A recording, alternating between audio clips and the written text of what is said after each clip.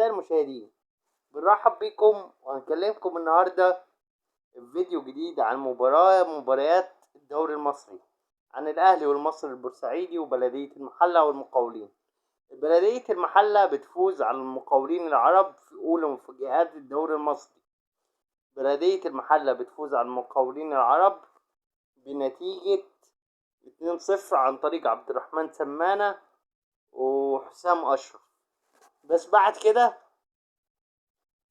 وبلدية المحلة تنتزع أول 3 نقاط ليها في الدوري المصري. النادي الأهلي بيضرب المصري، بيقسو على المصري البورسعيدي ويفوز بنتيجة عريضة، يفوز بنتيجة 4-0 عن طريق مين؟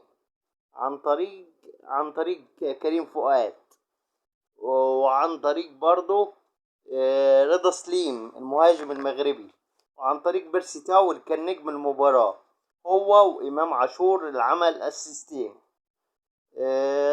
النادي الأهلي يتصدر الدوري بفارق الأهداف عن بلدية المحلة. طبعا النادي طلائع الجيش فاز 2-0 على بنك الأهلي، وطلائع الجيش نجم المباراة كان هو كريم طارق. كريم طارق هو نجم مباراة طلائع الجيش والبنك الأهلي، وأحمد متعب ويسري وحيد اللي أحرز الهدف الأول.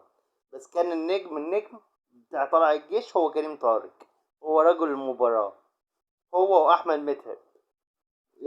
طبعا الجون التاني طبعا عبد الرحمن شيكا أحرز الهدف الثاني. بعد كده مباراة نيوكاسل وإي سي ميلان في دوري أبطال أوروبا. نيوكاسل تتعادل مع الميلان 0-0 وجيرو بيضيع الفوز، والميرون في نيوكاسل بيضيع الفوز على نيوكاسل عشان تبقى النتيجة 0-0. برشلونة بتفوز 5-0. بعد كده باريس بتفوز على بروسيا دورتموند 2-0. أعزائي المشاهدين، وسموحة بتفوز على الجونة 1-0. أعزائي المشاهدين، لو عجبكم النوع ده من الفيديوهات لايك واشتراك في القناة وفعلوا زر الجرس، واسم القناة منوعات مع بولس. شكرا.